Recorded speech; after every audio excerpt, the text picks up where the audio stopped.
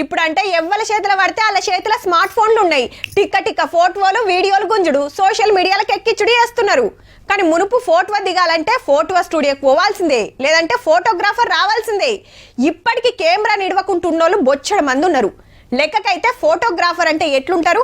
Camera మెడలేసుకొని అందమైన లొకేషన్లు ఏడునేయో దేవులాడుకుంటూ పోయి ప్రకృతి అందాలను బంధిస్తుంటారు. పొద్దుగాల లేస్తే అదే పని. హగో గసంటి ఓ ఫోటోగ్రాఫర్ ముచ్చటే ఇది. అట్లా అని ఫోటోల గురించి కాదు మళ్ళా.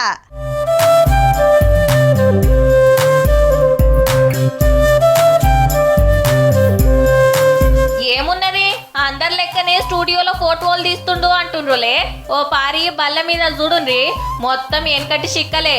1 పైసా 2 పైసల కాంచెలు ఉన్నాయి. దేశానికి స్వాతంత్రం రాకముందు ఆడకం చేసిన చిక్కలు రాజులు నవాబుల కాలం బ్రిటిష్ కాలంలో నడిచినవి సుతా ఉన్నాయి. ఒక్క మన దేశమే కాదుల్లో అమెరికా, ఆస్ట్రేలియా, అరబ్ దేశాలు, ఫిలిప్పీన్స్ ఇట్లా ఏం తక్కువ 200 దేశాలే సుతా జమ చేసిండు. ఏడ పాత చిక్కలు కానొచ్చినా పట్టుకొచ్చి దాపెట్టుడే. రాగి, ఎండి, ఇత్తడి, అల్యూమినియం, పంచలోహ నాణాలు కూడా ఉన్నాయి. నిజామాబాద్ జిల్లా బాల్కొండలో ఉండే కాక పేరు రాజేందర్.